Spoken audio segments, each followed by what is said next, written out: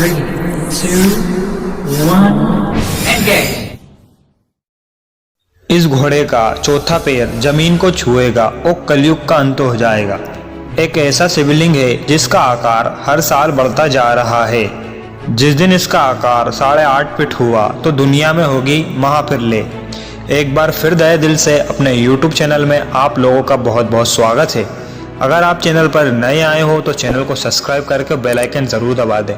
तो मित्रों, शुरू करते हैं। कलयुग के अंत में कहां पर जीवित होंगे नंदी महाराज?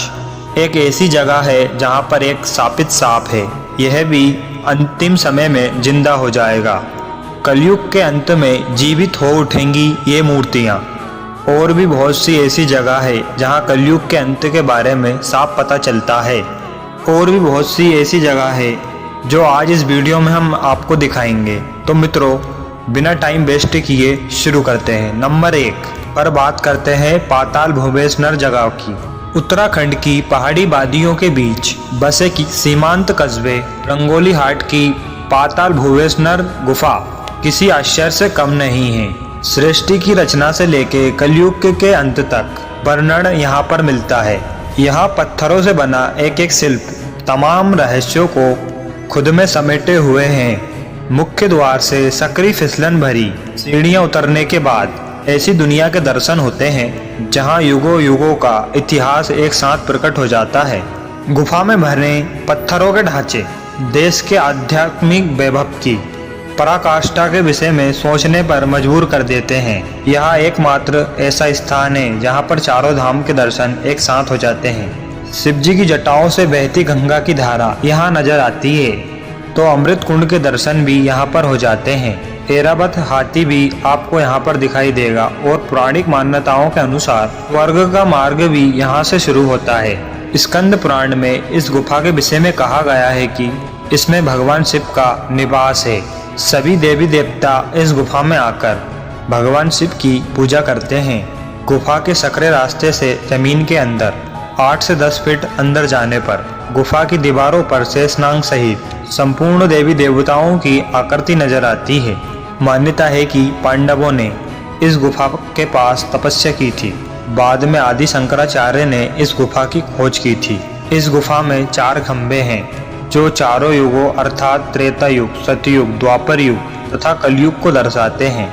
इनमें पहले 3 आकारों में कोई परिवर्तन नहीं होता, जबकि कलयुग का खंभा लंबाई में अधिक है और इसके ऊपर छत से एक पिंड नीचे लटक रहा है। यहाँ के पुजारियों का कहना है कि 7 करोड़ वर्षों में यह पिंड 1 इंच बढ़ता है।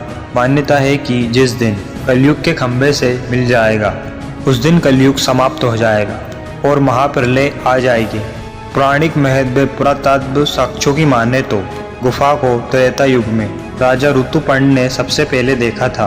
द्वापर युग में पांडवों ने यहाँ चौपड़ खेला और कलयुग में जगत गुरु शंकराचार्य 1822 ईसा पूर्व के आसपास इस गुफा से साक्षात्कार हुआ तो उन्होंने यहाँ पर एक तांबे का शिवलिंग स्थापित किया। इसके बाद चंद राजाओं ने इस गुफा के बारे में जाना और आज यहाँ देश विदेश से सैलानी आते हैं एवं गुफा को स्थापित देखकर यहाँ दांतों तले उंगली दबाते हुए चले जाते हैं। मान्यताएं चाहे कुछ भी हो, लेकिन एक बार गुफा की बनी आकृतियों को देखने के बाद इनसे जुड़ी मान्यताओं पर भरोसा किया बिना रहा नहीं जाता।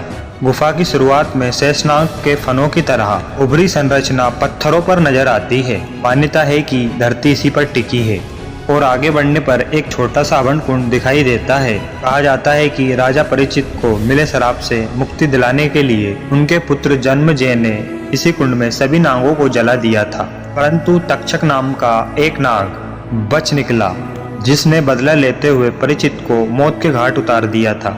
हवन कुंड के ऊपर इसी तक्षक नाग की आकृति बनी हुई है। आगे चलते हुए महसूस होता है कि हम किसी की हड्डियों पर चल रहे हैं। सामने की दीवार पर काल भैरव की जीभ की आकृति दिखाई देती है। आगे मुड़ी गर्दन वाला गरुड़ एक कुंड के ऊपर दिखाई देता है। माना जाता है कि शिवजी ने इस कुंड को अपने नागों के पानी पीने के लिए बनाया था। इसकी देख रेख गरुड़ के हाथ में थी, लेकिन जब गरुड़ ने भी इस कुंड से पानी पीने की कोशिश की तो शिवजी में गुस्से में आकर उसकी गर्दन उड़ा दी थी। कुछ आगे नई दीवार पर जटानुमा सफेद संरचना है यहीं पर एक जलकुंड है। मान्यता है कि पांडवों के प्रवास के दौरान विश्वकर्मा ने उनके लिए ये कुंड बनाया था। गुफा की शुरुआत पर वापस लौटने पर एक मनोकामना कुंड है। मान्यता है कि इसके बीच बने छेद से धातु की कोई चीज पार करने पर मनोकामना पूर्ण हो जाती है। आश्चर्य यह है कि जमीन के इतने अंदर होने के बावजूद यहाँ घुटन नहीं होती और शांति मिलती है। देवदार के घने जंगलों में बसी रहस्य और रोमांच से सराबोर पाताल भुवनेश्वर की गुफा की सैलानियों के बीच एक अलग पहचान है। कुछ श्रद्धा से, कुछ रोमांच के अनुभवों के लिए और कुछ शीतलता और शांति की तलाश में यहाँ पर आते हैं। नंबर 2 पर है यांगमती ऊना महेश्वर मंदिर। मित्रों, अभी के लिए यहीं पर वीडियो को समाप्त करते हैं। अगर वीडियो अच्छी लगी हो तो चैनल को सब्सक्राइब करके बेल आइकन जरूर प्रेस करें। थैंक यू, धन्यवाद, जय हिंद।